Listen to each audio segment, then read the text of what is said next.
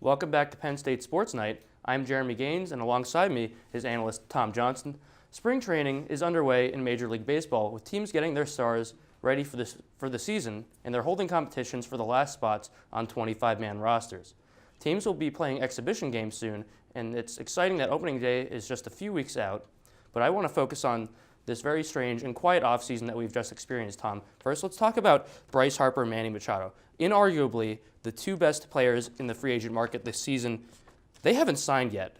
Now, they may in a few days, but we still don't know really who they're going to go with yet. So what I want to talk about first is, why is it taking so long for them to sign a contract? Well, it's taking so long for quite many reasons. Bryce Harper is just not going to settle at just any price. He wants a price that he wants. It doesn't help that Scott Boras is his agent either. He demands quality product for his talent. Bryce Harper earlier in the offseason denied a 10-year, $300 million deal from the Nationals. That tells you he wants more money. Speculation is Philly's probably going to sign him. They kind of have a deal in place, but nothing's set in stone yet. Padres have also met with him. Giants have been a speculation. Same with Machado.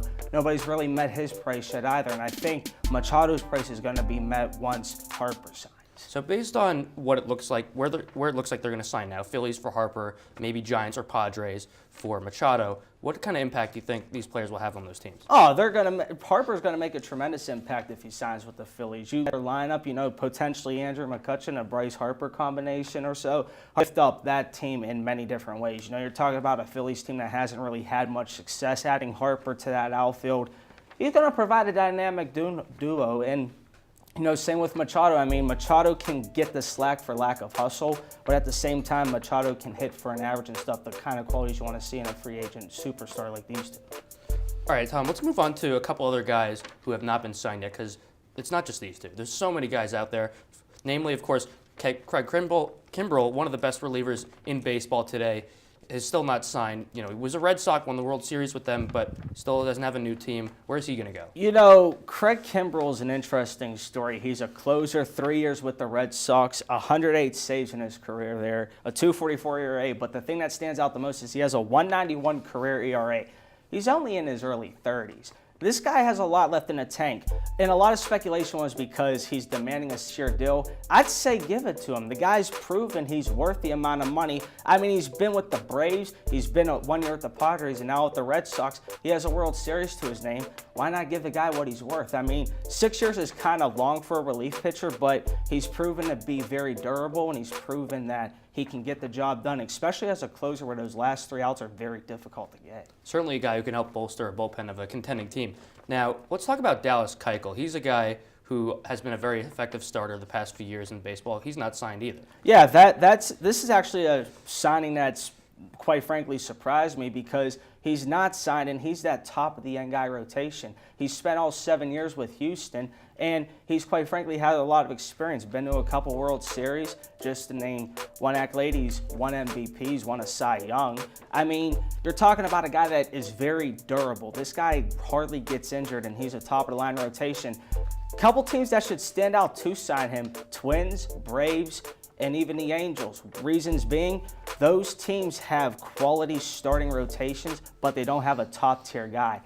Dallas Keuchel can be that top-tier guy that they're looking for. Certainly going to help out a rotation for any team. Can never have enough starters in baseball.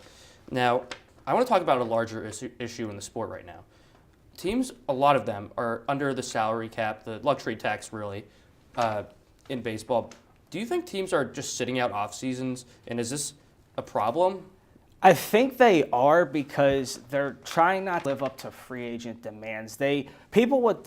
Some people don't get is in baseball, whenever you sign a contract, that all that money's guaranteed, and some of these owners, they don't want to fully look to guarantee to these players, which is something I find pretty crappy, because a lot of revenue is soaring up and up in recent years, and a lot of these good players deserve to get paid.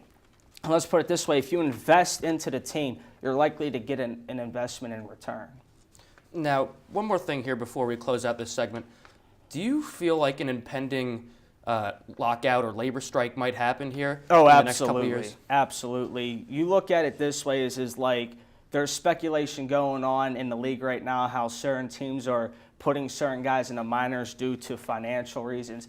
The next CBA that's coming, The Players Association is going to demand that a lot of changes happen and a lot of bigger contracts get stand out. Until that happens, players are going to stick their foot in the door and say, we are going to strike, and we're going to strike until these owners listen to us, because why should we get taken advantage of? Certainly a lot of issues at the core of baseball that the MLB needs to figure out. That'll do it for our discussion on MLB free agency and the state of labor relations in baseball. I'm Jeremy Gaines with Tom Johnston. Thanks for watching Penn State Sports Night. Thank you for watching our latest edition of Penn State Sports Night. If you're a fan of our content, please be sure to subscribe to our YouTube channel for more clips. Also follow us on Twitter at PSSNTV and on Instagram at PSU Sports Night to keep up with the action. For all my colleagues, we are Penn State Sports Night.